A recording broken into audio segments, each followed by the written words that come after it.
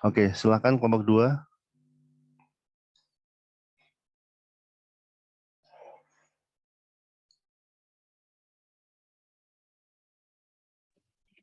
Oke, Assalamualaikum warahmatullahi wabarakatuh. Waalaikumsalam. Kami dari kelompok 2 akan mempresentasikan chapter 2 terkait dengan Strategic International Human Resource Management. Next.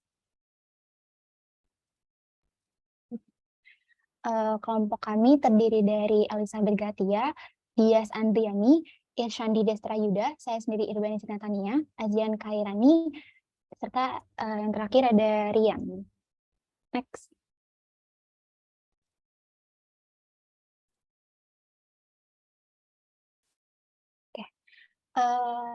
Yang pertama, kita akan membahas terkait dengan strategi International Human Resource Management. Melihat adanya perubahan dramatis dari organisasi yang diakibatkan oleh globalisasi dan perubahan teknologi, membuat perusahaan berlomba-lomba untuk menyusun strategi yang dapat memberikan kesuksesan di market global. Kesuksesan tersebut tidak terlepas dari kontribusi dari IHRM dalam membentuk strategi manajemen. Strategic management itu merupakan pendekatan yang digunakan manajer dalam menjalankan perusahaan yang berasal dari visi dan tujuan perusahaan. Karena perkembangan perusahaan di tingkat internasional suatu perusahaan itu berbeda-beda, maka peran IHRM dibutuhkan untuk merekrut, mengembangkan, dan mempertahankan tenaga kerja yang dapat mencapai daya saing global. Ketika perusahaan ingin melakukan ekspansi ke kancah internasional, maka diperlukan strategi internasional atau Strategic International Human Resource Management yang menjadi fokus pada chapter 2 ini. SIHRM sebagai bagian dari IHRM berfokus pada pembuatan dan penerapan kebijakan dan praktik dari HRM yang membantu mencapai visi dan tujuan internasional. Dalam menjalankan bisnis internasionalnya, perusahaan akan secara aktif terlibat dalam perencanaan strategis dan manajemen strategis, di mana manajemen strategis ini terdapat beberapa proses yang akan dijelaskan pada slide selanjutnya. Next.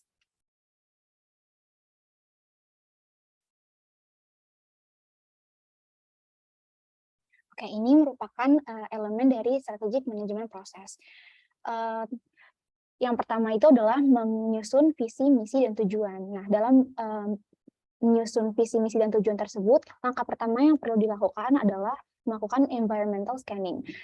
Environmental scanning ini dalam proses manajemen strategis memberikan informasi yang diperlukan dalam membuat pernyataan visi, misi, dan tujuan perusahaan dengan melihat bagaimana faktor internal dan eksternal dapat mempengaruhi keberhasilan suatu organisasi. Misalnya, dilihat dari internalnya, kita menganalisis data SDM dari suatu perusahaan. Kita lihat tingkat turnover karyawannya dan bagaimana satisfaction dari para stafnya untuk melihat bagaimana kinerja di suatu organisasi. Kemudian dari eksternalnya kita lihat persaingan dalam industrinya untuk menentukan pada tingkat mana organisasi dapat bersaing. Nah, setelah sebuah organisasi melakukan environmental scanning, maka organisasi tersebut dapat beralih ke perumusan atau penyusunan strateginya. Nah, sebuah strategi menandakan komitmen organisasi untuk pasar tertentu, bagaimana pendekatan kompetitifnya, dan bagaimana cara beroperasi. Strategi-strategi ini dikembangkan dengan salah satu atau kedua cara, baik secara proaktif maupun secara reaktif, di mana secara proaktif ini adalah rencana untuk mengantisipasi kekuatan pasar di masa yang akan datang. Disebut juga sebagai strategi preventif karena dibuat sebelum masalah itu muncul. Nah, sedangkan reaktif itu sebagai respon terhadap apa yang dialami perusahaan di pasar. Di sebagian besar perusahaan, strategi yang dikembangkan ini merupakan kombinasi dari kedua strategi tersebut. Nah, contohnya kalau misalnya di pendekatan proaktif itu, misalnya perusahaan ingin dia mempekerjakan karyawan dan memberikan gaji yang dapat memotivasi karyawan tersebut. Hal itu supaya nanti ke depannya nggak ada permasalahan terkait diskriminasi gaji atau misalnya adanya underpaid. Nah, sedangkan kalau di strategi reaktif itu lebih sering misalnya karyawan tuh harus komplain dulu terkait dengan gaji tersebut, kemudian strategi reaktif tersebut digunakan untuk memperbaiki masalah gaji atau motivasi tersebut. Nah, setelah perusahaan memutuskan untuk melakukan go internasional, baik melakukan rencana proaktif maupun reaktif, maka tugas manajer selanjutnya adalah mengimplementasikan keputusan tersebut dan mengubah strategic planning menjadi action untuk mencapai visi internasional dan tujuan yang telah ditargetkan. Karena permasalahan HR global itu lebih kompleks, maka masukan dari IHR sangat penting untuk pengambilan keputusan pada setiap prosesnya. Selain itu, membantu dalam penetapan misi dan tujuan. Agar strategic manajemen tersebut dapat berhasil, maka diperlukan pembentukan tim manajemen yang baik dalam membuat strategi yang dapat memberikan arah jangka panjang pada organisasi, mengembangkan langkah strategis, serta melakukan pendekatan bisnis yang efektif dan secara kompetitif. Kemudian juga menerapkan apa yang perlu dilakukan secara internal untuk menghasilkan eksekusi strategi day in atau day out yang baik. Next.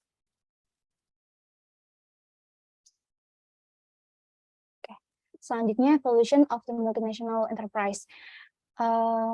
Penetapan IHRM pada konteks strategi M&A sejalan dengan berkembangnya suatu perusahaan kancah internasional. Seperti yang kita ketahui, perusahaan yang ingin go internasional itu kan bergerak melalui tahapan, di mana setiap tahapan itu terdapat metode entry market entry-nya. Nah, di mana market entry ini ditentukan oleh beberapa hal, misalnya terkait persyaratan dan peluang hukumnya, kemudian juga dilihat dari timingnya, misalnya perusahaan ini termasuk perusahaan yang masyhur untuk bisa internasionalisasi, kemudian juga dilihat dari seberapa besar resiko yang dapat ditanggung.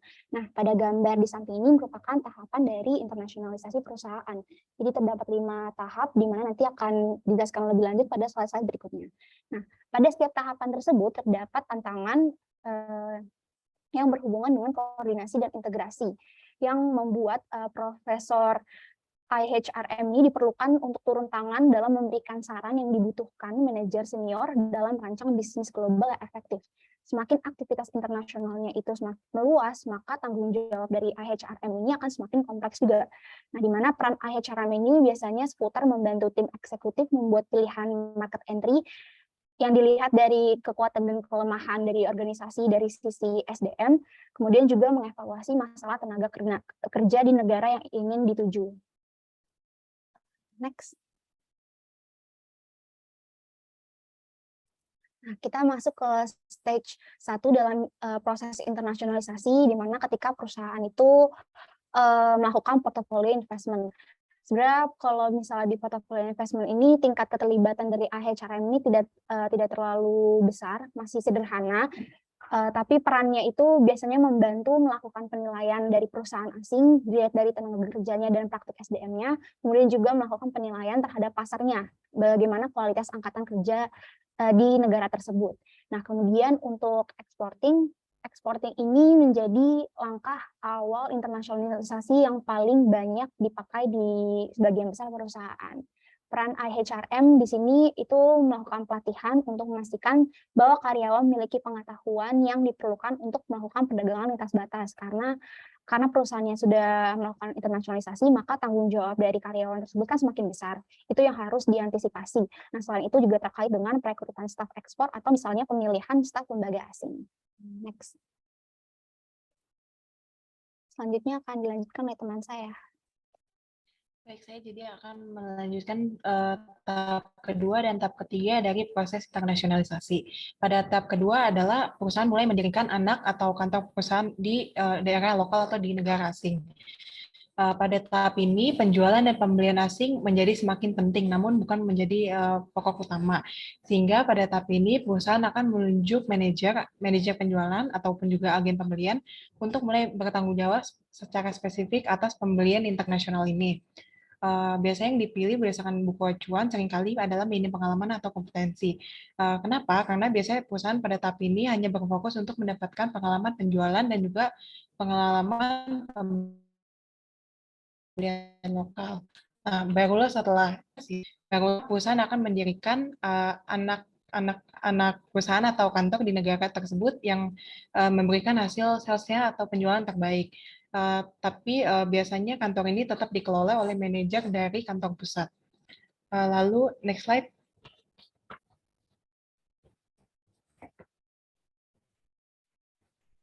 Lalu yang tahap ketiga adalah ini tiga metode yang sering kita dengar, yaitu licensing, franchising, dan contracting. Pertama dari licensing. Licensing itu adalah hak untuk memproduksi atau memasarkan produk dari suatu merek tanpa perlu mendirikan anak perusahaan secara langsung. Jadi cost yang dikeluarkan oleh perusahaan itu minim.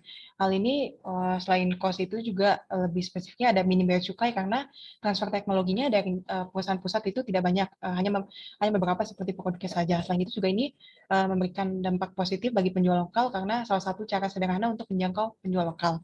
Implikasinya sendiri pada IRM karena ini bukan anak perusahaan secara langsung, tapi oleh penjual lokal langsung, di sini itu manajemen SDM itu tidak terlalu banyak. Berdasarkan buku acuan, hanya membutuhkan satu orang sebagai pembuat kerjasama atau perjanjian lisensi di awal kontrak gitu.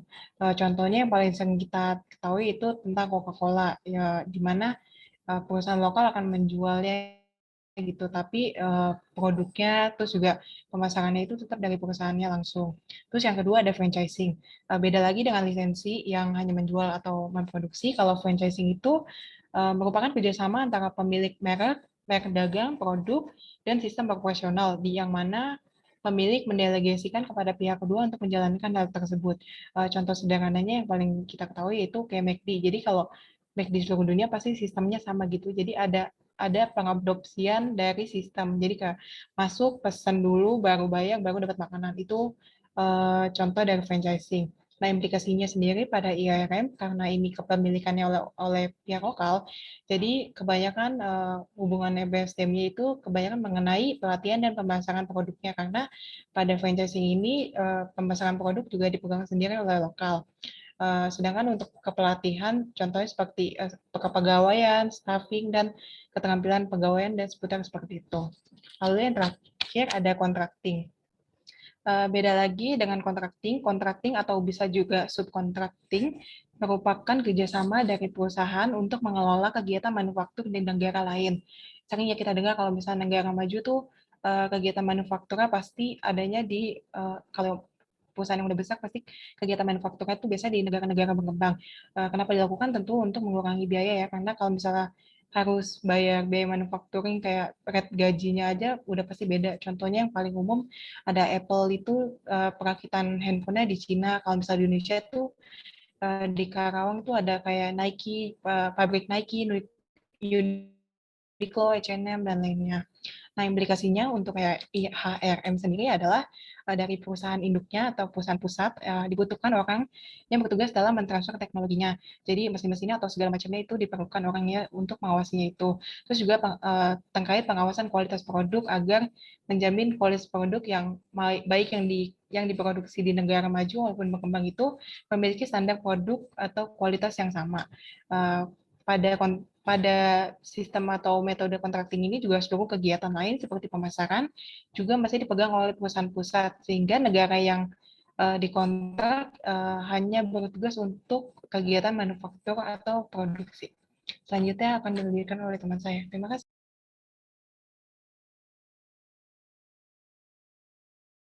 Nah, selanjutnya ini terdapat auxiliary methods of internationalization.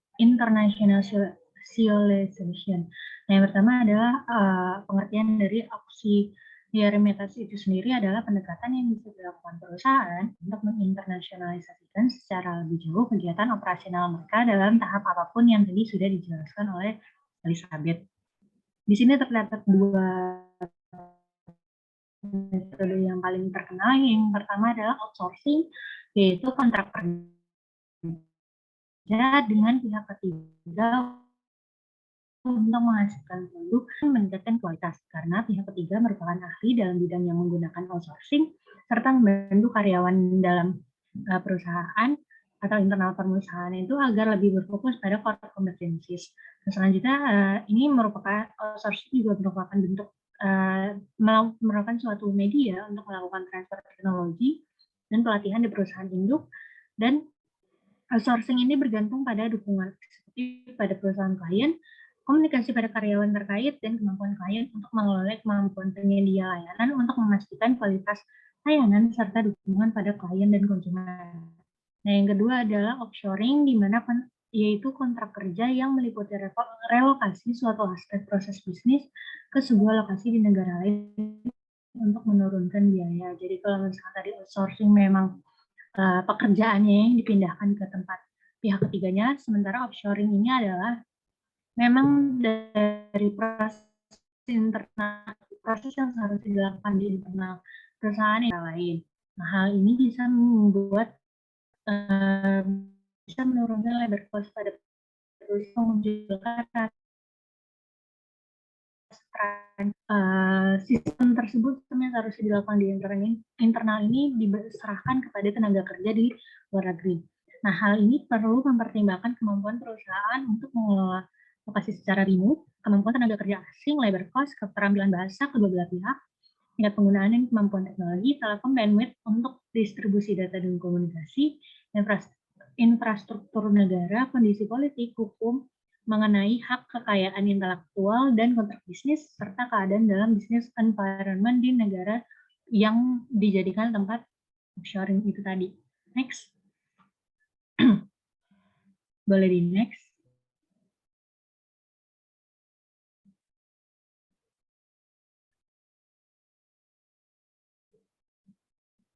Halo? Halo, boleh di next. Nah, selanjutnya ini adalah itu dan terdapat juga perusahaan yang memang dari awal pembentukannya itu langsung beroperasional dalam skala global. Ya, nah hal ini terdapat beberapa alasan mengapa terdapat perusahaan yang langsung beroperasi dalam skala global. Yang pertama adalah sifat produk yang ditawarkan. Misalnya perusahaan-perusahaan yang menawarkan produk internet seperti Google, aplikasi telekomunikasi Indonesia, dan produk sangat terspesialisasi lainnya dengan global niche. Nah, selanjutnya terdapat jaringan global dan kemungkinan kemitraan, yaitu adanya kesempatan bekerja sama dengan para insinyur dan ilmuwan dari berbagai negara. Dan selanjutnya terdapat pula proses pemasaran dari perusahaan itu sendiri yang dilakukan perusahaan melalui internet dan media sosial sehingga memang menyasar pada masyarakat global di media sosial itu sendiri.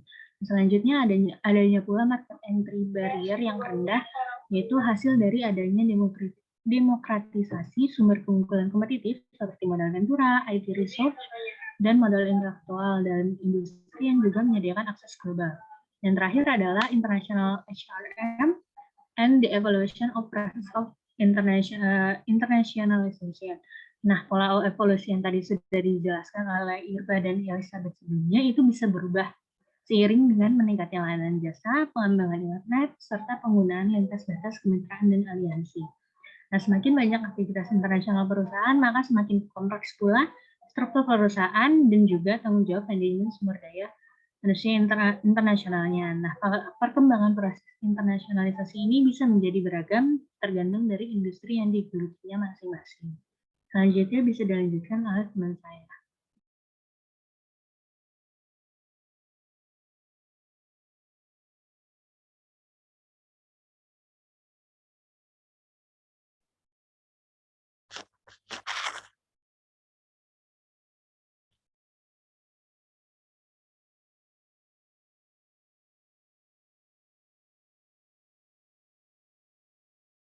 Halo? Masih di mute sepertinya? Iya, Pak. Mungkin slide-nya belum tampil ya, Pak. Belum terganti tadi.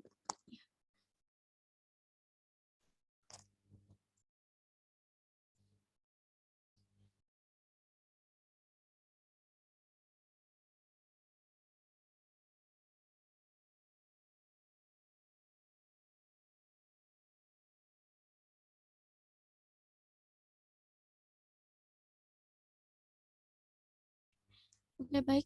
Selanjutnya itu mengenai multinational enterprise business strategy. Jadi seperti yang sudah dijelaskan sebelumnya juga mengenai proses evaluasi perusahaan multinasional menunjukkan pada tahap keempat dan tahap selanjutnya itu lingkup perusahaan multinasional itu menjadi lebih kompleks dikarenakan perusahaan multinasional ini tidak hanya mencakup kantor pusat saja kan, tapi ada beberapa anak perusahaan yang tersebar secara geografis. Selanjutnya, maka bagaimana sih cara perusahaan multinasional ini untuk memiliki strategi memiliki strategi untuk memberikan arahan dan mengelola operasinya di seluruh dunia pada berbagai anak perusahaannya. Strategi ini didasarkan pada 2 indikator. Yang pertama itu ada integration atau integrasi dan local responsiveness. Kalau integration ini didefinisikan sebagai sejauh mana anak perusahaan dan kantor pusat ini mengembangkan satu kesatuan yang utuh sehingga dapat menciptakan keunggulan kompetitif seperti skala ekonomi, peningkatan kualitas, dan standarisasi. Selanjutnya untuk indikator kedua itu mengenai local responsiveness. Ini didefinisikan sebagai sejauh mana anak perusahaan menanggapi perbedaan lokal sehingga melibatkan seperti adanya modifikasi produk atau layanan untuk sepenuhnya memenuhi kebutuhan pasar lokal. Lebih jelasnya mengenai multinational enterprise business strategy ini dapat dijelaskan pada gambar yang tertera di slide. Pada sumbu horizontal ini menunjukkan derajat responsivitas lokal dan sumbu vertikal ini menunjukkan derajat integrasi, sehingga dari gambar tersebut dapat disimpulkan bahwa multinational enterprise business strategy ini dapat dikategorikan menjadi 4 jenis. Yang pertama ada international business strategy, yang kedua ada multi domestic business strategy, yang ketiga ada global business strategy, dan keempat ada transnational business strategy. Boleh di next? Oke. Selanjutnya ini mengenai penjelasan singkat dari keempat strategi bisnis tersebut. Yang pertama ada international business strategy.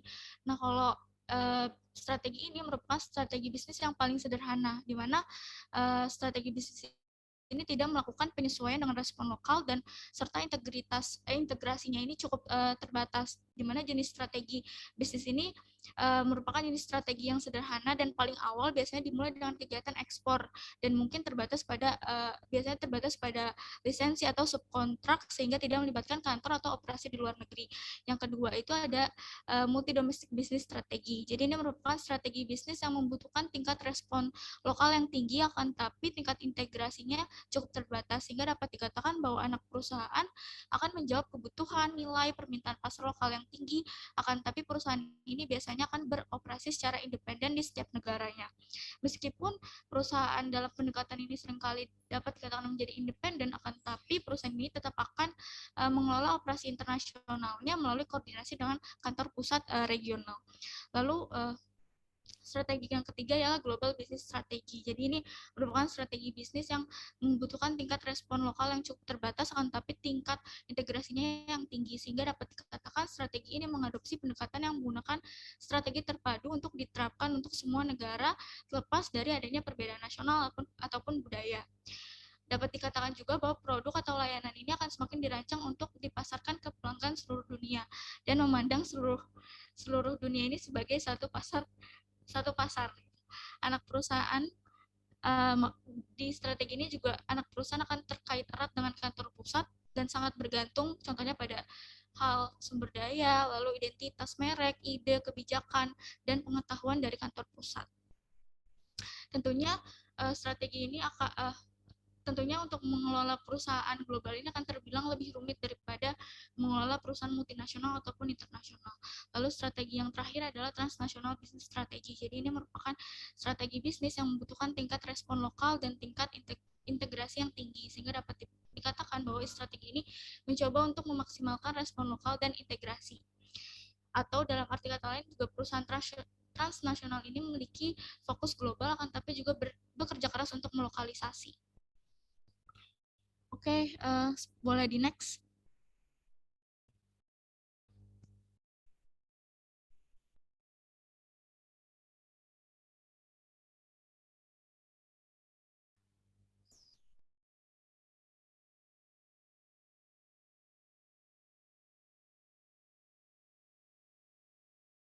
Sebentar ya Pak, ada gangguan sinyal.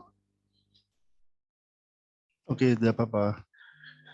Kita tunggu sebentar.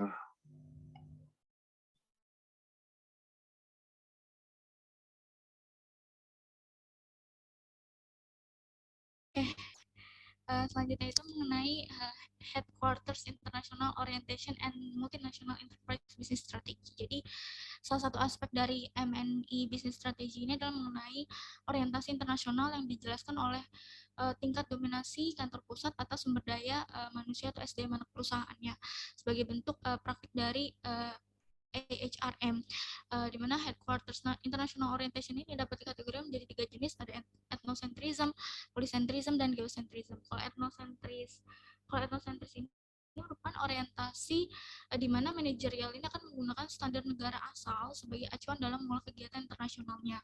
Kondisi tersebut membuat pengambilan keputusan menjadi terpusat dan memiliki kontrol tinggi atas aktivitas operasional dari anak perusahaannya.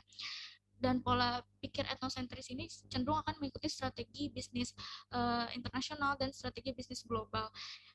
Lalu untuk yang kedua ialah polisentris, di mana orientasi ini manajerial akan menggunakan standar dari negara tuan rumah sebagai titik acuan dalam mengelola operasi anak perusahaannya.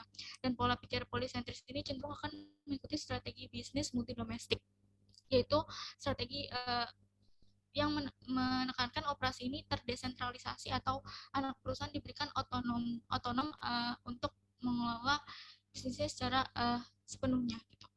Lalu yang ketiga, yang terakhir ialah mengenai geosentris. Jadi dalam orientasi ini manajerial menggunakan praktik AHRM yang cenderung eklektik. Jadi manajemen ini akan mempraktikkan cara terbaik dari seluruh dunia daripada memberikan preferensi hanya pada dasarkan oleh acuan dari kantor pusat atau negara asal ataupun praktik dari negara tuan rumah atau secara lokal gitu. Jadi pola pikir geosentris ini cenderung akan mengikuti strategi bisnis transnasional yang terintegrasi dan terdesentralisasi sebagai pola pikir strategis perusahaan secara keseluruhan. Oke, selanjutnya akan dijelaskan oleh teman saya. Terima kasih.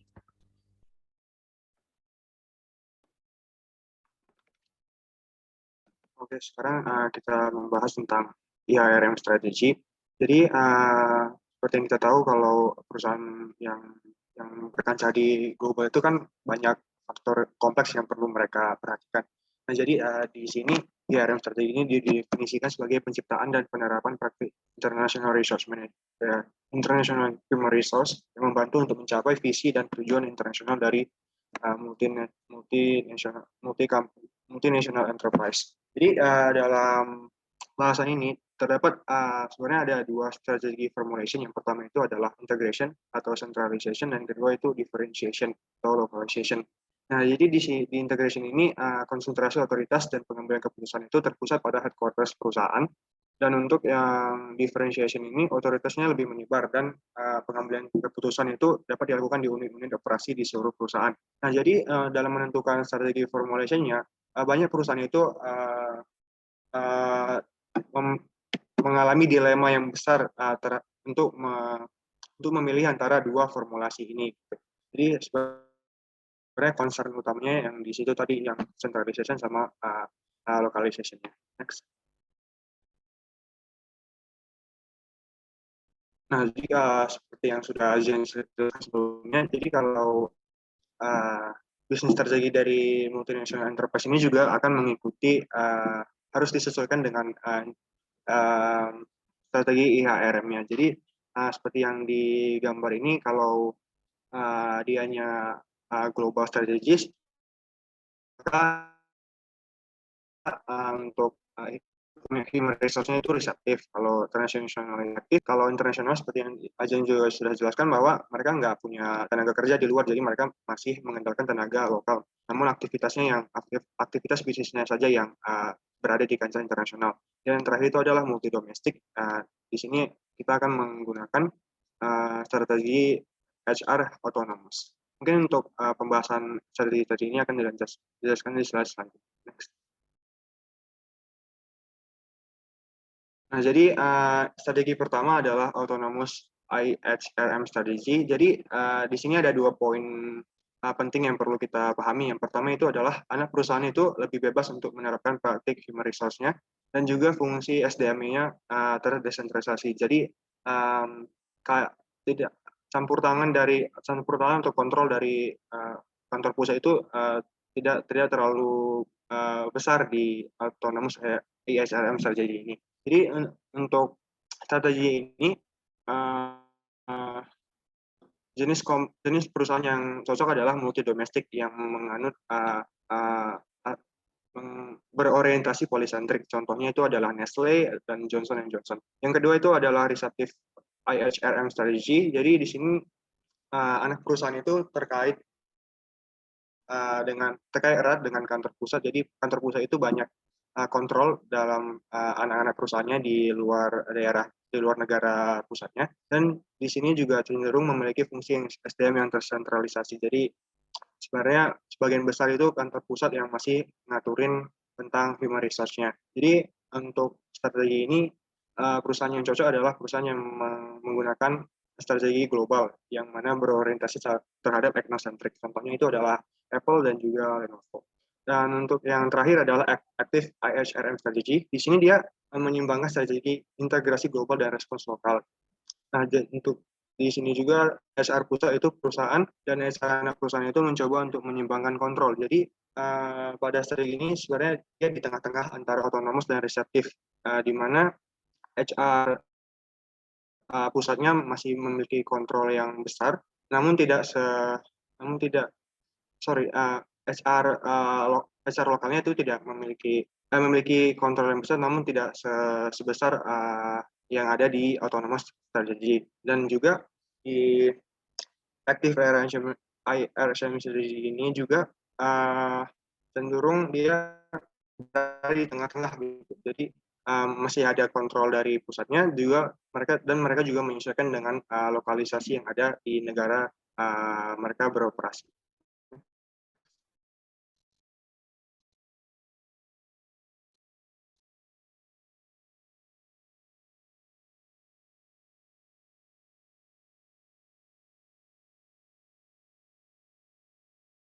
Oke, sebelumnya apakah suara saya terdengar, Pak?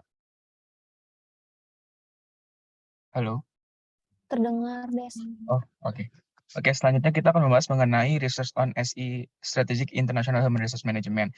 Jadi, ada penelitian di mana ini tuh dia menyatakan bahwa budaya lokal dan orientasi manajerial nasional itu dia tuh mempengaruhi nature of HR practice. Dan juga dengan adanya pengaruh bahwa tingkat pola pikir global itu dia tuh mempengaruhi sifat strategi global dari multinational enterprise tadi. Nah, mungkin ada contohnya di mana itu ada dua perusahaan yang ada di negara Jepang dan juga di negara Amerika. Jadi di MNE atau multinational enterprise di Jepang ini dan di Eropa, itu tuh secara general itu dia ditemukan bahwa perusahaan itu tuh lebih mungkin untuk mengejar praktik SDM-nya tersebut tuh secara global atau general gitu, dibandingkan dengan perusahaan Amerika Serikat. Kalau misalnya perusahaan Amerika Serikat, dia itu cenderung mengejar tadi yang lokalisasi itu, dibandingkan dia globalisasi untuk international tersebut. Next. Nah, selanjutnya kita akan membahas mengenai model for understanding dari strategi International Human Resource Management tersebut.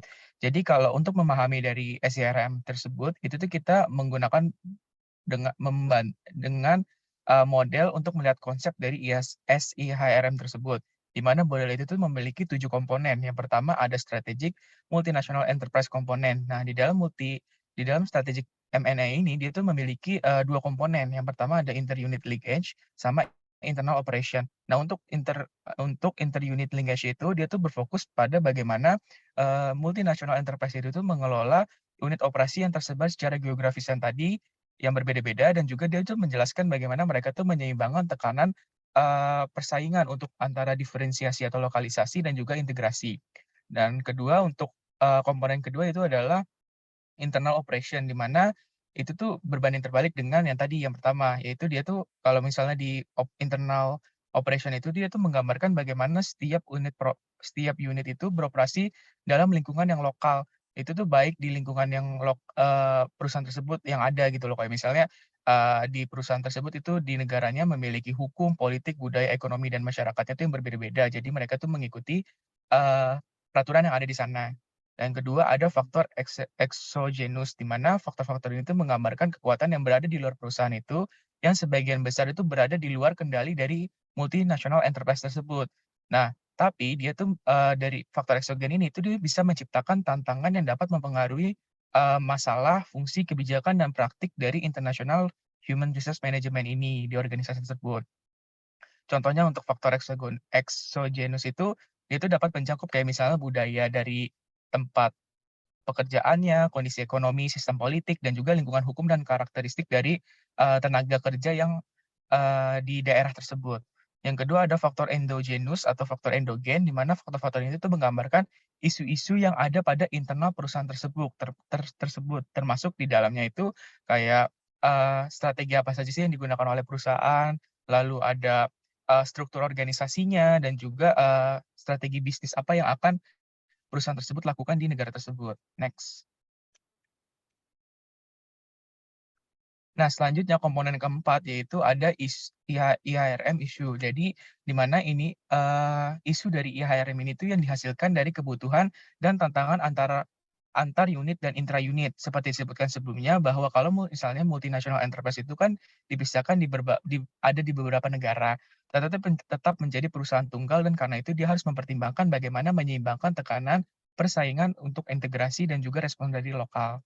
Yang kedua ada IHRM function. Jadi di IHRM function tersebut itu ada sumber daya itu baik waktu, energi, uang yang dialokasikan oleh departemen unit sumber daya manusia. Nah, tujuannya itu untuk membantu IHRM agar menciptakan keputusan yang terbaik lah di tengah adanya variasi di antara MNN tersebut. Nah, yang keenam yaitu kebijakan dan praktik atau IHRM policies dan practice. Jadi di komponen ini tuh dia tuh melibatkan pengembangan pedoman umum tentang bagaimana individu itu akan dikelola melalui kegiatan SDM tertentu. Nah, ini tuh mencangkup kayak kebijakan formal dari organisasinya itu yang di dalam itu kayak misalnya ada praktik seharian yang akan dilakukan oleh karyawan, terus adanya perencanaan, ada staffing, pricing, terus ada kompensasi terhadap karyawan, terus juga ada pelatihan dan pengembangan yang dilakukan oleh perusahaan kepada karyawannya atau developing. Nah, yang terakhir itu tentang M&A concern dan goals-nya. Jadi untuk concern dan goals-nya, M&A itu bagian dari model ini didefinisikan dalam hal memanfaatkan dan mengintegrasikan praktik dan kebijakan IHRM yang tepat untuk meningkatkan kinerja keseluruhan dari multinational enterprise tersebut di beberapa kriteria. Nah, ini tuh bisa untuk jangka panjang maupun untuk jangka pendek. Nah, ada 5 kriteria yang akan dinilai, yang akan menjadi goals-nya. Yang pertama adalah daya saing global. Itu tuh kita menggunakan pertanyaan kayak bagaimana sih kebijakan dan praktik HRM itu tuh dapat membantu memberikan keunggulan kompetitif. Terus ada untuk efisiensi. Nah, seberapa banyak sih HRM yang dapat membantu membuat multinational enterprise itu lebih efisien dengan memberikan sumber daya manusia yang paling efektif yang akan memberikan produk dan layanan kelas dunia di tempat tersebut. Lalu ada responsivitas lokal, di mana seberapa besar IHRM itu dapat membantu multinational enterprise itu menjadi responsif secara lokal dan kompetitif secara global secara global pada saat yang bersamaan. Lalu ada fleksibilitas, di mana seberapa banyak IHRM itu membantu multinational enterprise itu menjadi lebih fleksibel dalam beradaptasi dengan perubahan kondisi baik itu internal maupun eksternal yang sudah dijelaskan sebelumnya. Dan yang terakhir adalah transfer pembelajaran atau learning transfer, di mana seberapa banyak sih IHRM itu dapat memfasilitasi pembelajaran dan juga transfer pembelajaran ini di seluruh unit yang tersebar di berbagai macam tadi yang geografisnya. Oke, next. Akan dilanjutkan oleh teman saya.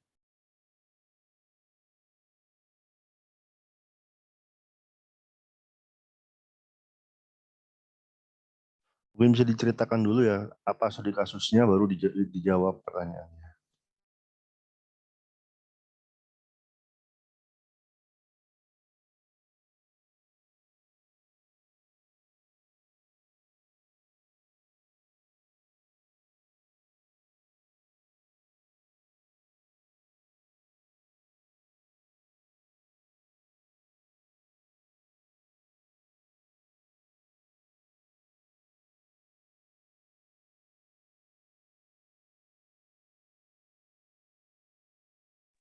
Halo, kelompok 2.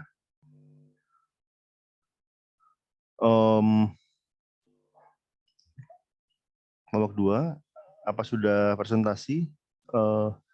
Atau masih di mute mungkin? Yang ini ada lagi gangguan internet sebentar. Oke, nggak apa-apa. Atau kita udah jam 11.51. Yang kasusnya nanti setelah istirahat aja, kita mulai lagi jam 12.30. Mungkin kalau ada yang mau bertanya terkait dengan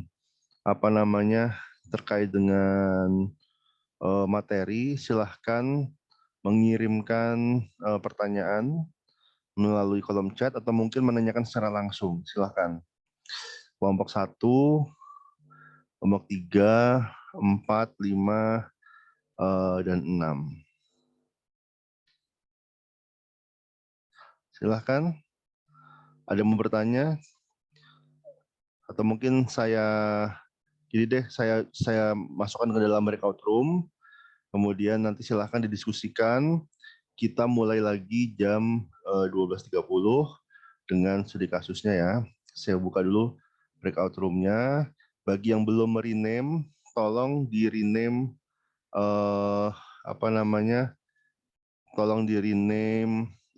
akun Zoom-nya untuk memudahkan saya mengalokasikan breakout room.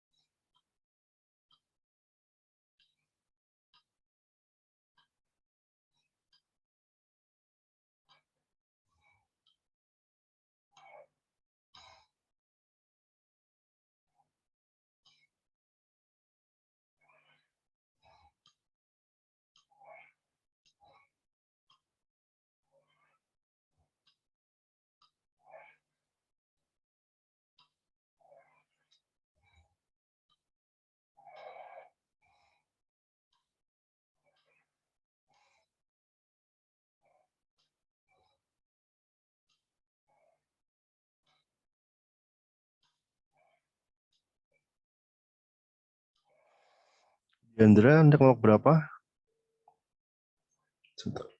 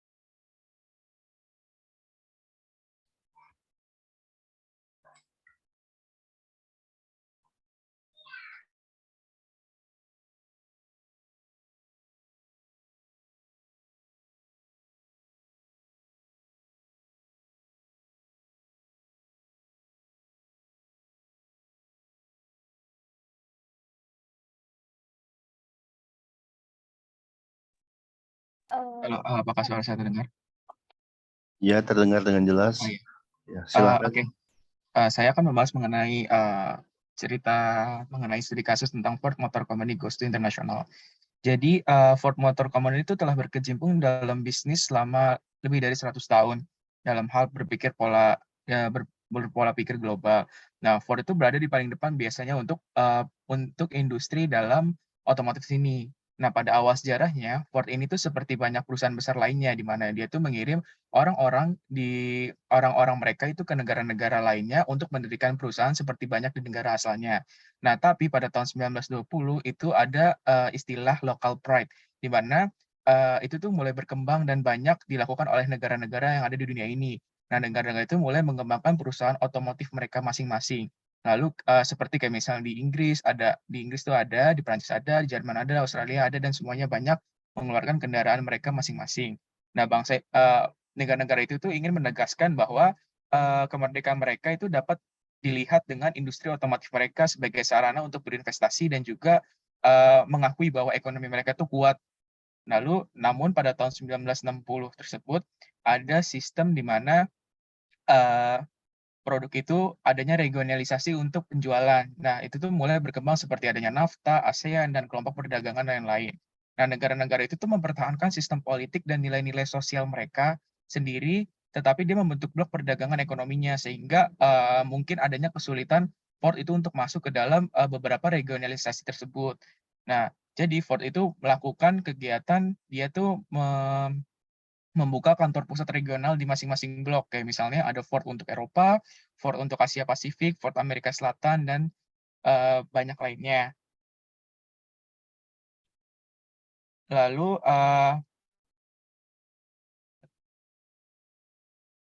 halo? Ya, Apakah terdengar. masih terdengar? Ya. Lalu Ford itu tetap menjadi perusahaan nasional atau regional itu bukan alternatif yang layak, sehingga perusahaan tersebut tuh kita tahu kalau misalnya di seluruh dunia itu sudah membentuk perusahaan besar seperti kayak Toyota, Honda, Volkswagen, Renault, Hyundai, dan lain-lain. Nah, Ford itu merasa kalau misalnya ini tuh merupakan tantangan yang luar biasa, di mana lebih banyak pasar terbuka untuk bisnis dan lebih banyak pesaingnya untuk merebutkan dominasi di tingkat global tersebut. Nah, tapi Ford itu merasa tidak dapat membangun perusahaan seperti itu jika dia tuh berpegang pada pola pikir yang tidak merespon dengan cepat untuk kebutuhan konsumennya secara global. Nah, jadi Ford itu masih menyadari bahwa dalam proses ini Ford itu tidak boleh mencoba menghilangkan peran budaya nasional atau menghilangkan gagasan untuk memiliki orang-orang dengan keahlian dalam satu fungsi tersebut. Next.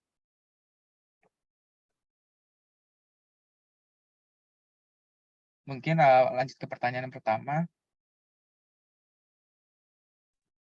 Nah, pertanyaan pertama ini adalah apakah saja alasan yang membuat HRM itu cenderung lebih berkembang pada tingkat lokal dalam ekspansi internasional perusahaan seperti Ford Motor and Corporation.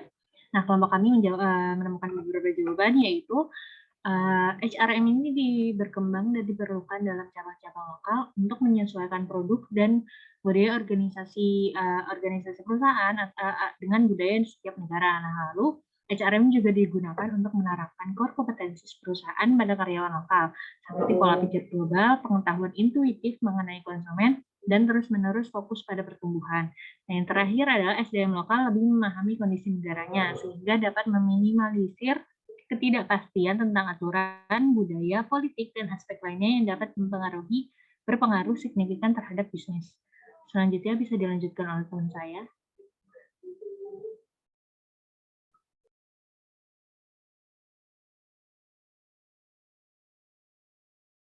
Siapa yang lanjut?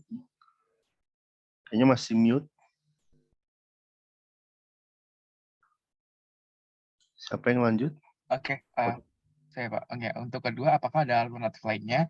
Jadi penyusunan kebijakan dan praktik International Human Resource Management ini persen ini dapat mengarah pada realisasi pedoman yang tepat tentang bagaimana individu tersebut dapat dikelola. Yang kedua, multinational enterprise ini dia bisa melakukan strategi dengan memastikan bahwa kantor dari yang tadi lokal dan regional itu berperilaku itu sebagai perusahaan yang independen. Nah, melalui strategi ini, manajemen sumber daya manusia itu menjadi lebih mudah untuk tingkat lokal. Hal ini itu memberikan kemudahan bagi manajemen untuk mengelola pada tingkat global tersebut, internationalisasi human management. Mungkin Irbah mau menambahkan? Selanjutnya, strategi SDM yang berfokus pada knowledge transfer yang didorong oleh perhatian pada pertukaran informasi atau pembelajaran organisasi. Seperti yang dilakukan Ford ini, dia melakukan knowledge transfer dengan fokus pada teknologinya. Nah, sehingga dengan knowledge transfer strategi perusahaan akan lebih terdesentralisasi untuk mengurangi MSDM yang erat di tingkat lokal. Next.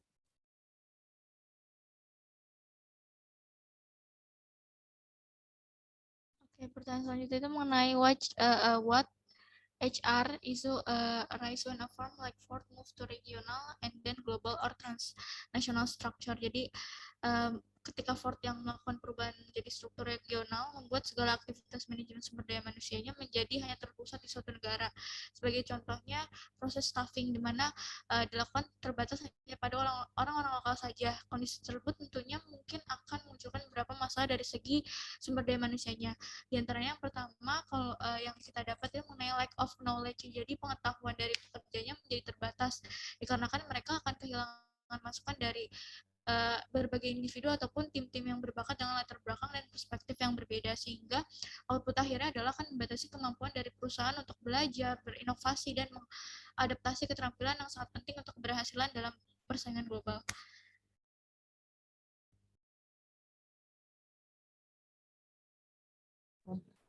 Isu selanjutnya adalah mengenai low career mobility atau mobilitas karir yang rendah.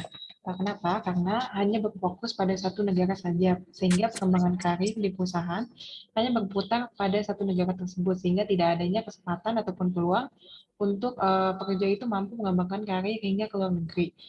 Isunya mengenai jenjang karir itu menjadi terbatas dan kemampuan pekerja hanya sebatas standar kerja di negara tersebut dan bukan secara global. Sekian presentasi dari kelompok kami. Kalau misalnya ada kesalahan, mohon maaf. Terima kasih. Oke, terima kasih kelompok 2. Sekarang kita tampung pertanyaan dari kelompok yang lain. Tadi sudah ada satu pertanyaan dari kelompok 4. Saya persilahkan kelompok yang lain yang belum bertanya untuk menyampaikan pertanyaan. Kelompok 1, apakah sudah ada pertanyaan? Boleh secara lisan, boleh juga dituliskan di kolom chat. Kelompok 1. Kelompok 3. Kelompok 3, apakah ada pertanyaan? Oke. Kelompok berapa ini?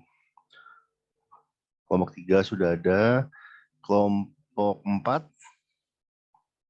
Kelompok 4. Silakan kelompok 4. Kelompok 5. Kelompok 5 ke kelompok 6. Silakan.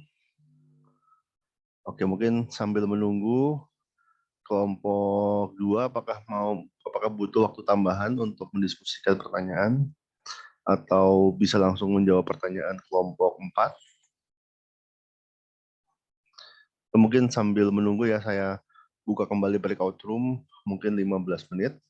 Sambil menunggu, tolong kelompok yang belum bertanya mempersiapkan setidaknya. Oke. Setidaknya satu pertanyaan. Jadi kelompok 6 sudah ada satu.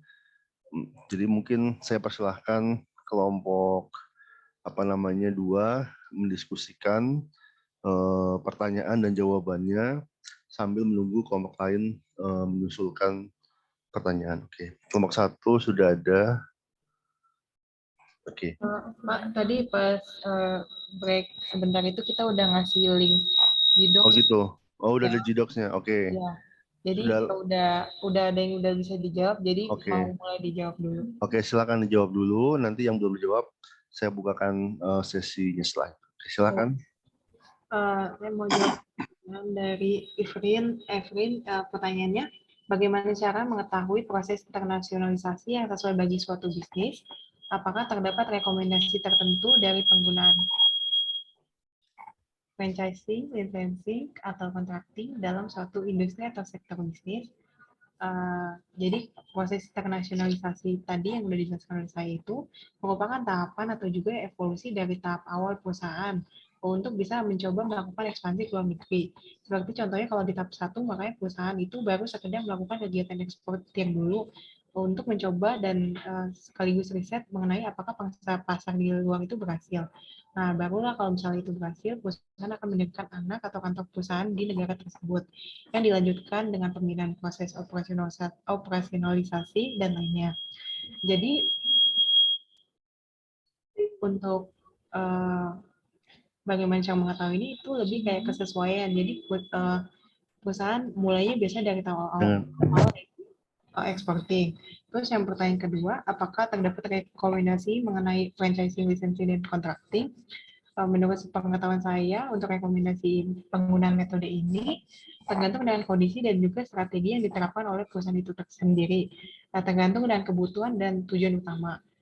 Contohnya kayak misalnya untuk perusahaan yang biasa skala besar dan telah berhasil melakukan ekspansi ke berbagai negara, pasti masalah utamanya salah satunya adalah mengenai rantai pasokan dari produk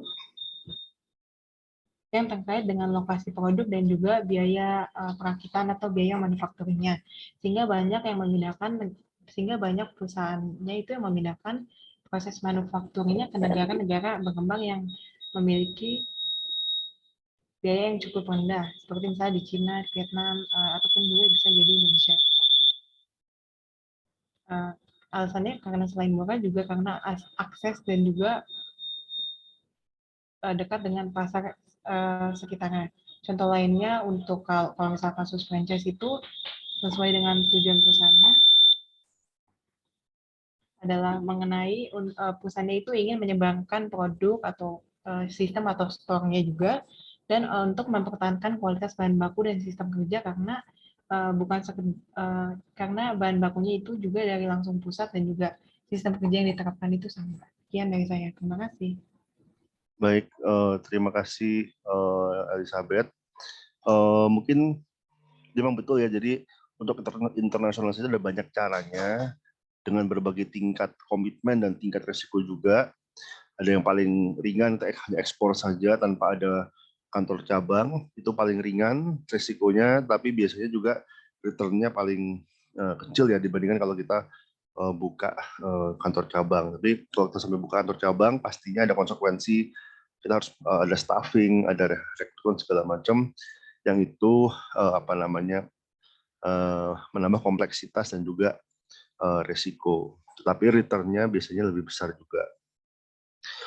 Sedangkan untuk franchising, lisensi kontrak itu juga model bisnis yang umum ya di dunia yang global, dan sepertinya apalagi setelah pandemi ini sudah ada perubahan yang cukup drastis ya. Misalnya kayak China sekarang, jadi sebelum pandemi jelas China adalah salah satu motor atau salah satu tempat yang di mana banyak perusahaan melakukan outsourcing ke sana. Tapi setahu saya kayak misalnya Apple 14 tidak lagi dibuat di China tapi di India karena ada berbagai macam permasalahan lokal yang terjadi di China. Jadi itu menjadi resiko. Jadi banyak faktor yang harus dilihat. Di antaranya di supply chain, kemudian juga stabilitas dari negara tujuan outsource. Mungkin itu. Kemudian pertanyaan selanjutnya, apakah sudah bisa dijawab? Ataukah butuh waktu untuk berdiskusi? Silahkan. Kelompok 2. Oke, ini selanjutnya ada pertanyaan dari Reza Abdisalam dari kelompok 6. Jadi dalam slide itu pertanyaannya di dalam slide dijelaskan bahwa terdapat 4 M&A strategi, yaitu internasional, multidomestik, global business, dan transnasional. Di mana di antara keempat strategi tersebut dikatakan bahwa international business strategi merupakan strategi yang paling sederhana, sedangkan transnasional merupakan yang paling kompleks. Pertanyaan kelompok kami adalah, apakah perusahaan yang baru ingin menerapkan M&A strategis itu harus mulainya dari strategi yang paling sederhana dahulu, seperti international strategis? Lalu, jika suatu saat sebuah company ingin mengubah strateginya, hal apa saja yang perlu disiapkan? Apakah perubahan tersebut dapat dilakukan dalam waktu yang cepat? Oke, jadi Umumnya perusahaan yang akan going global pasti akan melalui tahap awal evolusi perusahaan multinasional, yaitu melakukan exporting. Jika perusahaan ingin mengubah strateginya, sebagai contoh perusahaan dengan global ingin shifting ke strategi multidomestik, maka pastinya banyak hal yang perlu dipersiapkan dan pastinya membutuhkan waktu yang cukup lama. Contohnya terkait dengan research and development perusahaan tersebut, di mana harus melakukan research terlebih dahulu terkait preferensi lokal dan komponen-komponen perbedaan budaya lainnya, seperti halnya terkait regulasi dan kebijakan pemerintah negara terkait. Nah, ketika perusahaan ingin mengubah strateginya, maka kan juga terdapat ada kontribusi dari sisi HRM-nya kan, di mana perlunya pembaharuan dari Strategic International Human Resource Management yang dimulai dari menetapkan visi, misi, objektif organisasi, dan dalam melakukan hal tersebut itu harus mengacu pada elemen strategi manajemen proses yang dijelaskan pada PPT sebelumnya, yaitu mulai dari environmental scanning, kemudian juga merumuskan dan menyusun strategi, kemudian mempertimbangkan strategi proaktif dan reaktif, baru mengimplementasikan strateginya. Nah, dalam hal tersebut itu sangat membutuhkan waktu yang cukup lama, jadi tidak mungkin sangat cepat karena banyak tahapan yang harus dilalui demi bisnisnya itu bisa berjalan sukses. Gitu. Bagaimana Reza? Bagaimana Reza? Baik, sangat jelas. Terima kasih banyak Irba atas penjelasannya. Oke, terima kasih Irba. Mungkin yang selanjutnya silahkan. Saya ingin menjawab pertanyaan dari Reza Aditya Hermawan yang nomor 2 di kolom chat, yaitu Ford di Indonesia sudah berhenti beroperasi 2016 atau 2017. Apakah tutupnya kegiatan operasi Ford di Indonesia memiliki korelasi dengan pendekatan Ford dalam melakukan internationalization dan IHRM? Nah, menurut informasi yang kelompok kami dapatkan dilansir dari www.indonesiainvestment.com, tutupnya Ford dan perusahaan-perusahaan produksi Amerika yang lainnya itu gagal untuk memasarkan mobil-mobil dan produksi mereka karena memang tidak berhasil untuk berkompetisi dalam pasar lokal otomotif kita yang didominasi oleh produsen mobil dan atau otomotif dari Jepang. Nah, contohnya itu pada tahun 2015 terdapat 1.013.291 kendaraan yang berhasil terjual dari pasar Indonesia, dari pasar otomotif Indonesia. Nah, akan tetapi 928.317 dari dalam jumlah tersebut adalah didominasi oleh perusahaan Jepang, yaitu khususnya Toyota yang mendominasi penjualan di Jepang. Nah, hal ini memberikan sedikit peluang bagi brand-brand yang berasal dari di luar Jepang. Nah, karena itu perusahaan-perusahaan otomotif dari luar Indonesia menjadi lebih hati-hati untuk memasuki pasar otomotif Indonesia karena memang market entry barriers-nya yang cukup tinggi seperti itu. Apakah sudah cukup menjawab, Reza? Mau menambahkan, boleh Pak? Silakan.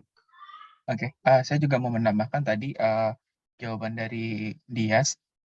Mungkin karena Ford tutup di Indonesia itu yang pertama, tadi kan kita udah membahas mengenai model dari Strategic International Human Resource Management, yaitu melihat bahwa faktor eksogennya yang dapat mempengaruhi kegiatan mereka. Jadi karena kita tahu nih kalau misalnya masyarakat Indonesia itu memiliki konsep bahwa mobil itu investasi. Jadi kalau misalnya dia habis beli, dia nggak mau cepet-cepet mobil ini tuh harganya turun jeblok kayak gitu, nggak mau.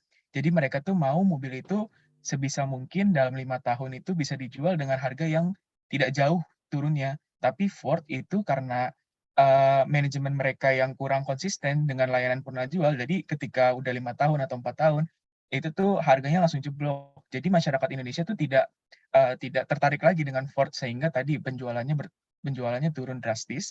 Dan juga itu juga sih karena harga Ford kan di awal kan mahal. Kemudian ketika udah 5 tahun atau berapa tahun, masyarakat Indonesia tuh pengennya tetap harga yang sama, maksudnya turunnya nggak terlalu jauh, tapi karena ya tadi belum adanya pabrik di Indonesia sehingga mau nggak mau Ford itu akan harga purna jualnya akan turun drastis, seperti itu sih Pak. Sehingga Ford itu akhirnya cabut dari Indonesia. Oke, terima kasih Irsandi tambahannya.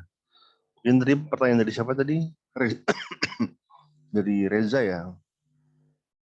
Oh, tadi saya lupa menyampaikan ya, kelompok 2 tolong nanti pertanyaan dan jawabannya dicatat ya.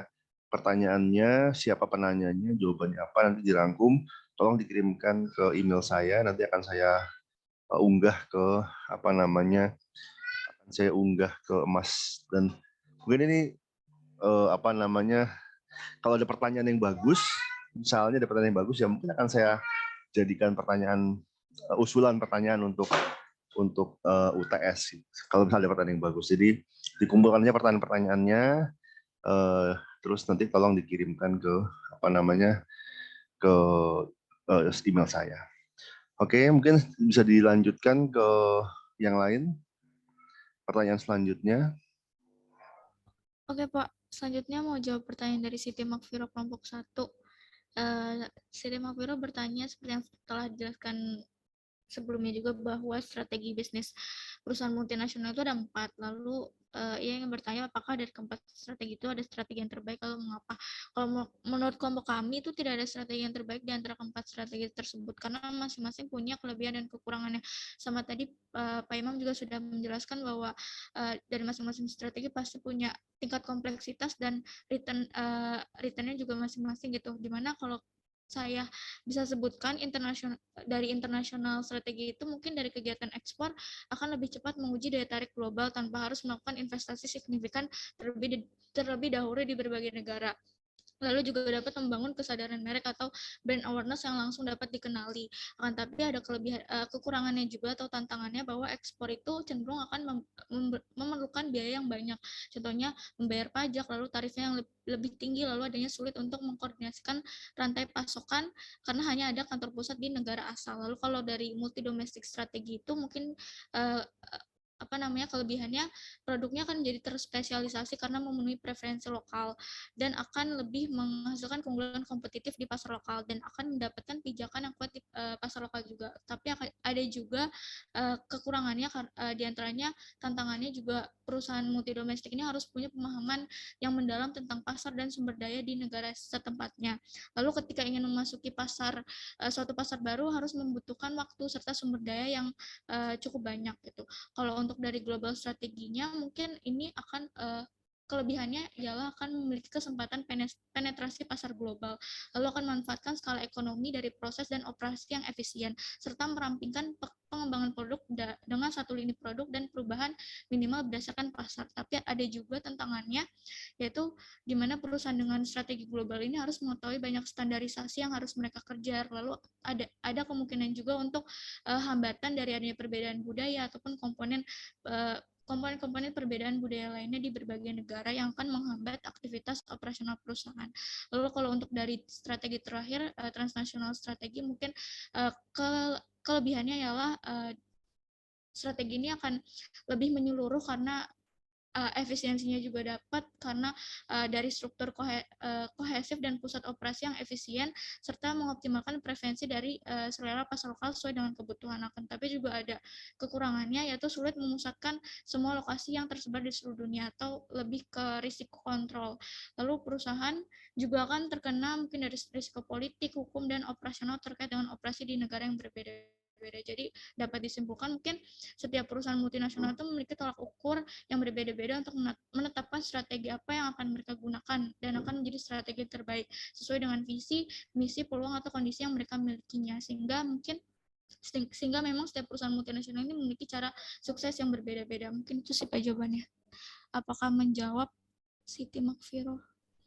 Oke, bagaimana Siti? Sudah menjawab Pak, terima kasih Azian. Oke, terima kasih. Oke, mungkin silakan dilanjutkan pertanyaan selanjutnya. Oke, selanjutnya ada pertanyaan dari Tatang. Sebelumnya terima kasih Tatang untuk pertanyaannya. Saya izin bacakan ulang. Jadi strategi internasional adalah strategi yang paling kompleks dibandingkan 3 strategi lainnya. Lalu bagaimana cara perusahaan membagi resource mereka yang terbatas untuk mengejar 2 fokus yang berbeda dan saling bertentangan, yaitu fokus global dan memaksimalkan respon lokal mereka. Kemudian adakah jenis industri bisnis tertentu yang di mana sebuah perusahaan biasanya menggunakan strategi transnasional?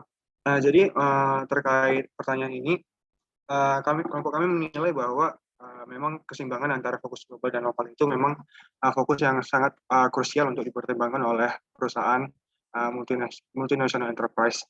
Jadi hal ini tentu dikarenakan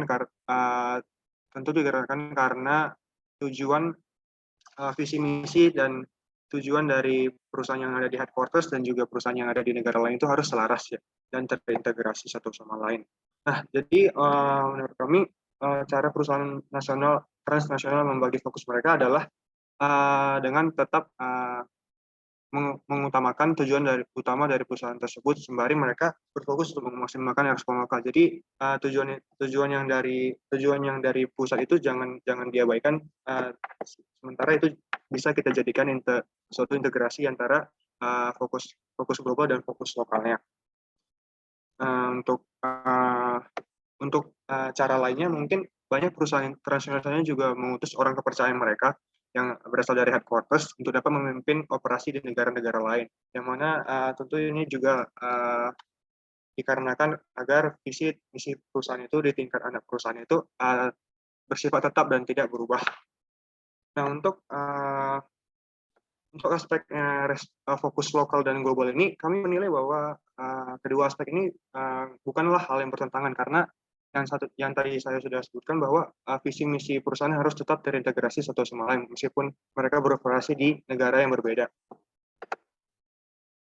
Nah, jadi adapun respon lokal yang perlu diperhatikan oleh perusahaan adalah tentang bagaimana mereka dapat memperjuangkan produk atau jasa yang mereka miliki untuk dapat sesuai dengan taste atau preferensi yang diinginkan oleh masyarakat lokal di negara tersebut. Nah, mungkin sebagai contoh kita bisa lihat dari perusahaan Unilever di mana perusahaan ini melakukan lokalisasi dengan melihat preferensi dari target marketnya. Contoh sederhananya mungkin kita bisa lihat dari jenis pasta gigi. Jadi kalau di Indonesia sendiri kan kita bisa lihat banyak tuh Pepsodent yang herbal yang mana ada varian-varian seperti daun sirih atau varian siwak. Yang mana tentu varian-varian ini mungkin sangat jarang dijumpai di negara kawasan lain yang mana mereka memiliki preferensi lain. Mungkin selanjutnya bisa dijelaskan oleh Adestra. Iya Pak, mau menambahkan kembali untuk yang pertanyaan dari Tatang. Jadi iya benar apa yang dibilang oleh Rian kalau misalnya untuk lokal responsif dan itu dia tuh berjalan beriringan gitu. Jadi yang kita tahu juga kalau misalnya di dalam model dari SIHRM itu adanya faktor yang tadi yang eksogen sama endogen. Nah kalau misalnya untuk eksogen otomatis mereka tuh kan harus menyesuaikan dengan lingkungan masyarakat sekitar yang dijelaskan oleh Rian tadi. Nah kemudian headquarters dari HR tersebut itu tuh tidak melepas tangan, tapi dia melakukan penyeimbangan atau melaraskan antara regional dan juga unitnya di tiap unit tersebut sehingga untuk fokus global dan juga respon lokal itu sama-sama berjalan beriringan tersebut. Seperti itu sih Pak. Apakah Tatang sudah terjawab pertanyaan dari Tatang? Baik. Oke, Sudah bagaimana cukup Tatang? dan sudah diberikan contohnya juga. Untuk pertanyaan yang kedua itu tadi sudah dijawab atau belum ya?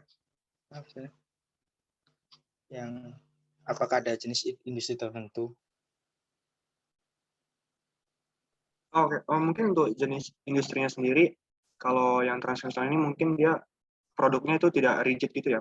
Misalkan kalau kita lihat perusahaan Apple gitu, perusahaan-perusahaan elektronik itu kan mereka harus terstandarisasi komponen-komponennya. Kalau produk-produk Unilever itu kan kita bisa menyesuaikan preferensi konsumen dengan produk yang telah kita miliki sebelumnya itu. Mungkin kalau secara industri yang bergerak di FMCG mungkin.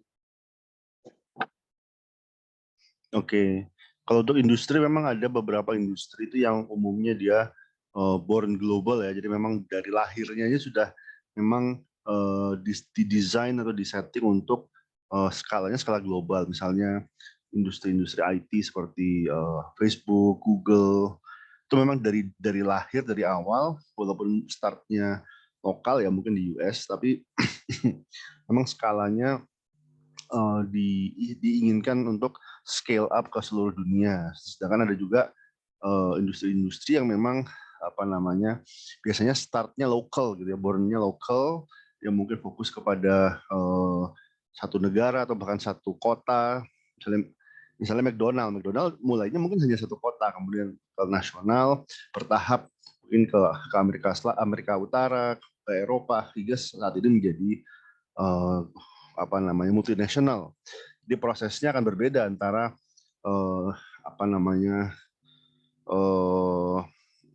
barang ya atau produk dan yang lebih mudah di scale up seperti IT. Mungkin itu yang bisa saya tambahkan. Oke, mungkin ada lagi yang mau mungkin bisa gimana, Tatang? Baik, terima kasih buat kelompok dan Bapak atas penjelasannya. Terima kasih. Oke. Mungkin dari kelompok 2 silakan dilanjutkan pertanyaan selanjutnya.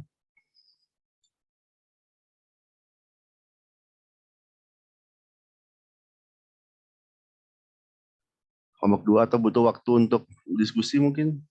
Masih ada nggak pertanyaan belum dijawab? Masih, Pak. Oke. Mungkin saya buka breakout room-nya berapa, 10 menit, 15 menit? Kalau butuh waktu untuk diskusi. Mungkin saya buka 15 menit aja ya. Jadi kita mulai lagi jam 1.17.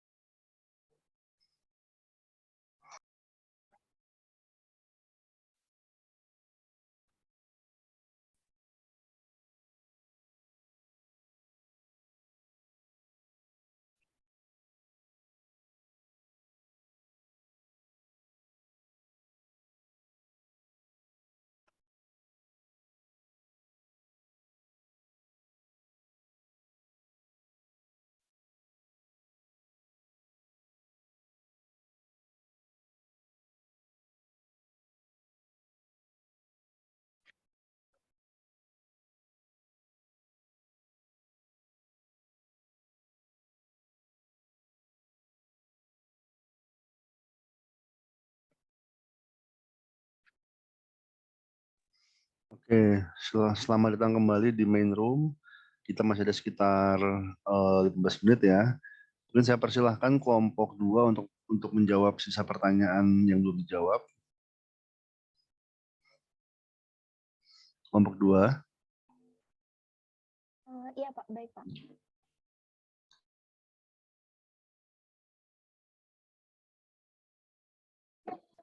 Oke, mungkin saya akan menjawab pertanyaan dari Deborah. Sebenarnya terima kasih Deborah untuk pertanyaannya. Saya izin bacakan dulu.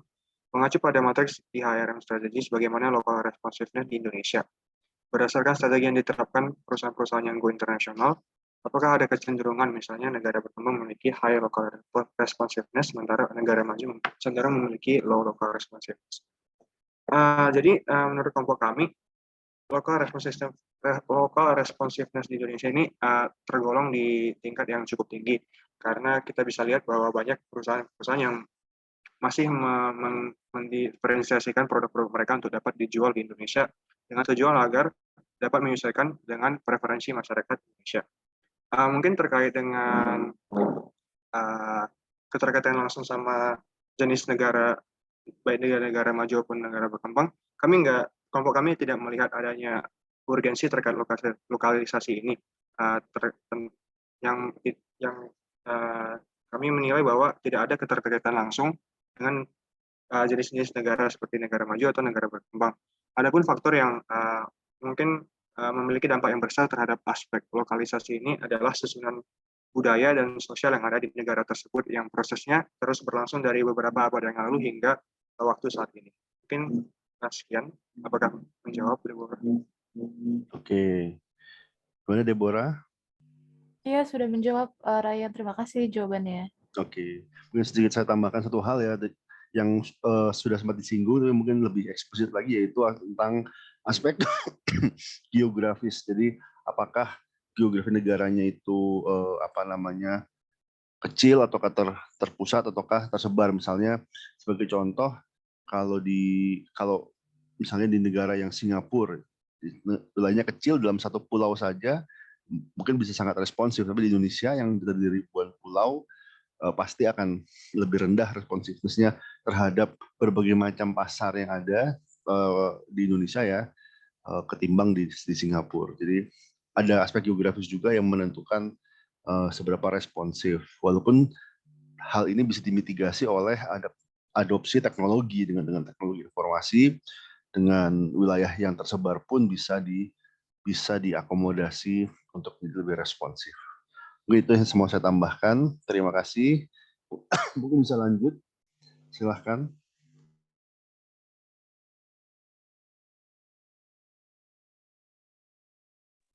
Silahkan. Berapa pertanyaan lagi kelompok 2? Masih ada 2 lagi, Pak. Oke, silakan. Selanjutnya saya ingin menjawab pertanyaan dari Merlin.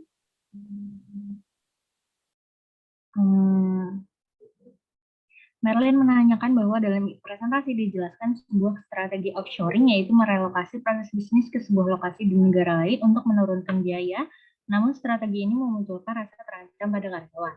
Mengapa demikian, dan karyawan dari manakah yang akan merasa terancam, karyawan host country kah atau karyawan home country?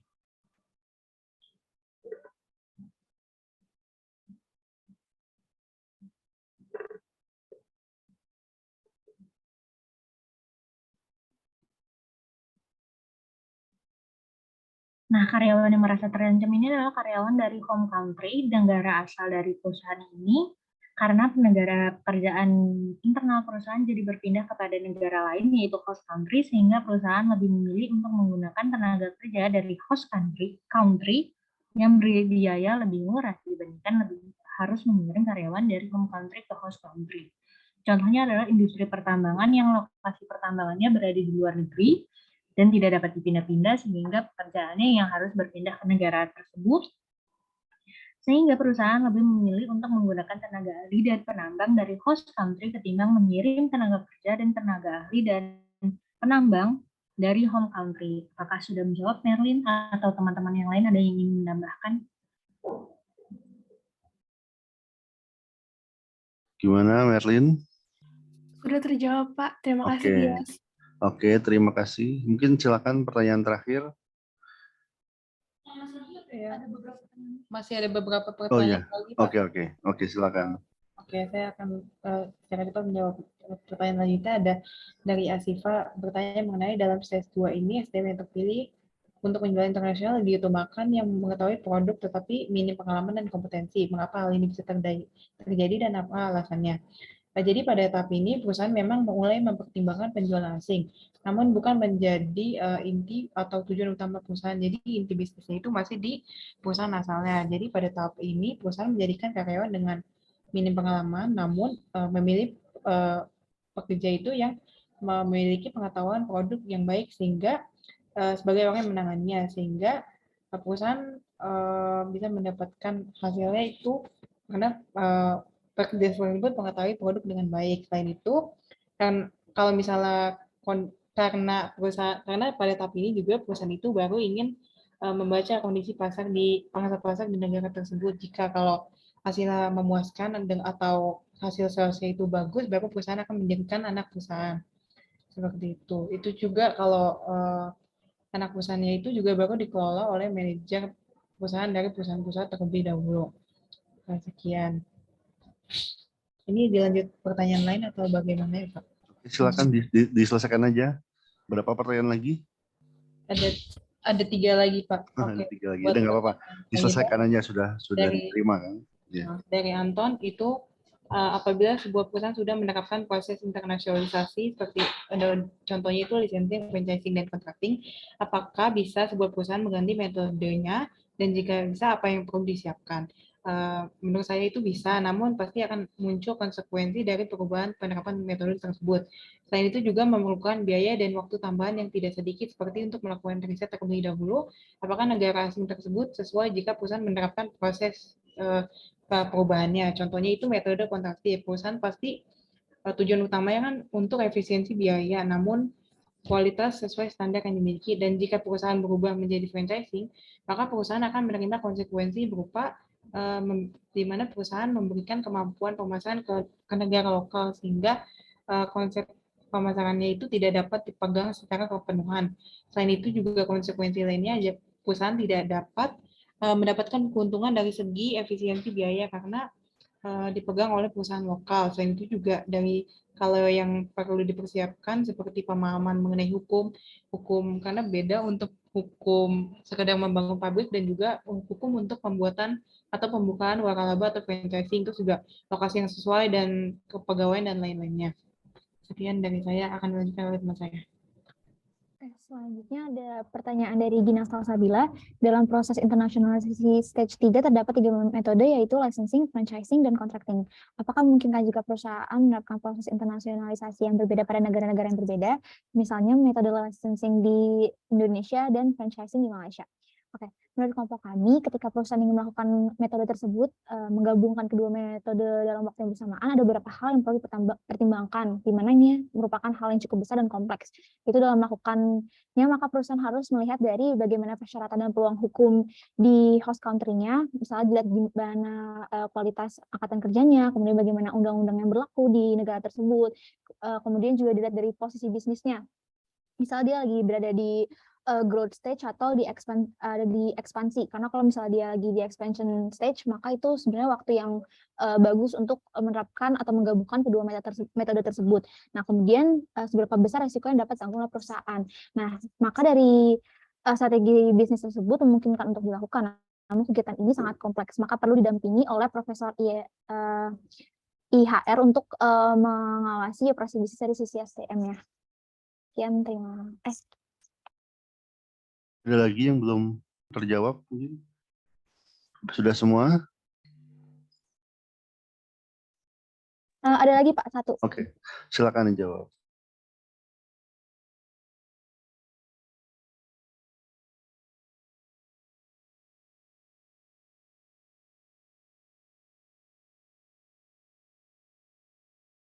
Oke, jadi pertanyaannya dari Reza Aditya Harmawan, dari bagian Evolution of Multinational Enterprises bisa dilihat setelah bagian 2 terbagi menjadi beberapa jalur pada methods for market entry guna internasionalisasi perusahaan. Berdasarkan jenisnya, jenis produk atau model bisnis, apakah yang cocok untuk tiap jenis pendekatannya, dan apa perbedaan dari segi struktur organisasinya. Jadi menurut kami untuk struktur organisasi pada tahap awal itu mengadopsi sistem sentralisasi karena masih berpusat pada negara asal, mulai dari sistem pemasarannya, produksi, dan lainnya. Misalnya contohnya di sini adalah exporting. Setelah itu perusahaan akan mulai melakukan ekspansi ke negara asing seperti membangun anak perusahaan dan mengubah atau memindahkan proses produksi ke negara dengan mempertimbangkan biaya yang minimum, sehingga struktur organisasi mulai berubah menjadi lebih terdesentralisasi karena menyesuaikan kondisi dan metode yang digunakan. Terima kasih. Sekian Pak untuk pertanyaannya. Oke, terima kasih kelompok 2 dan juga para penanya. Mungkin saya ingin tutup ya, jadi tadi materi dari kelompok 2 sudah jelas dan juga pertanyaannya juga sudah dijawab dengan baik. Jadi mungkin saya ingin merangkum bahwa proses strategi atau strategic international human resource management itu tidak boleh terlepas dari proses strategik perusahaannya. Artinya langkah strategik atau proses manajemen strategik SDM internasional tidak terlepas dari strategi internasionalisasi dari bisnis. Artinya semakin advance langkah atau strategi internasionalisasi sebuah perusahaan, otomatis SDM internasionalnya harus keep up begitu. Apakah sekedar ekspor, apakah franchise atau sehingga misalnya sampai venture capital atau sampai kolaborasi internasional, itu pasti akan berbeda kompleksitasnya. Dan tidak boleh lepas juga dengan fungsi-fungsi manajemen yang lain, misalnya pemasaran internasional, karena otomatis SDM internasional itu harus mensupport operasi, kemudian pemasaran, dan bahkan juga finance, misalnya tentang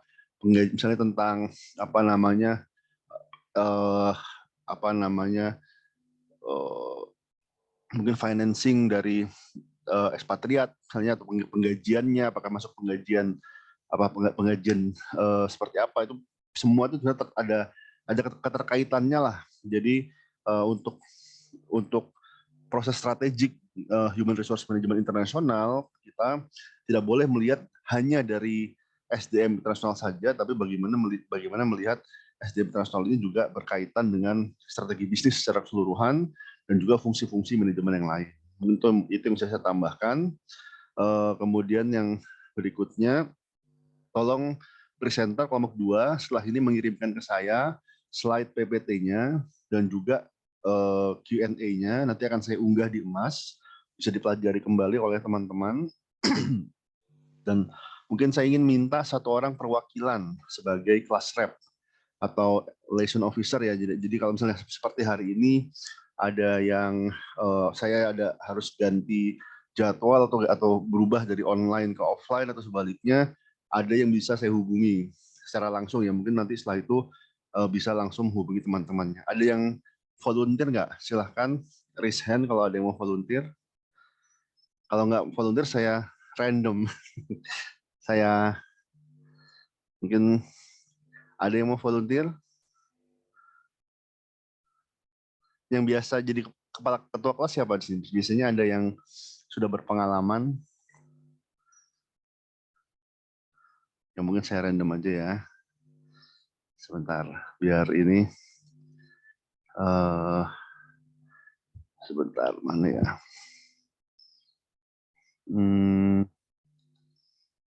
Oke, saya lihat lagi. Saya lihat, sebentar.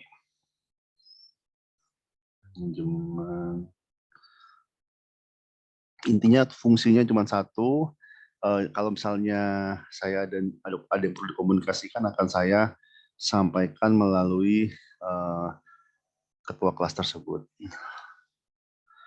Oke, kita ada 37. Saya new share.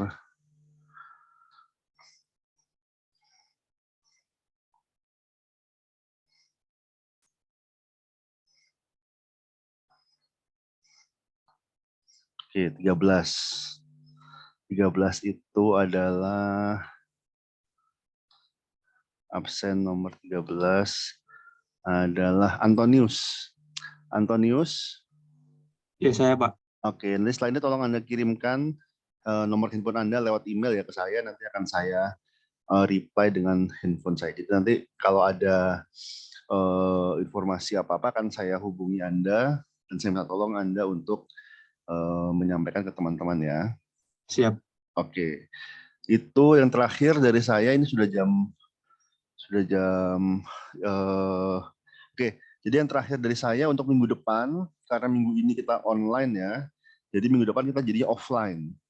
Jadi kelompok 3, siapa kelompok 3, tolong persiapkan minggu depan kalian presentasi materi dan juga studi kasus secara offline.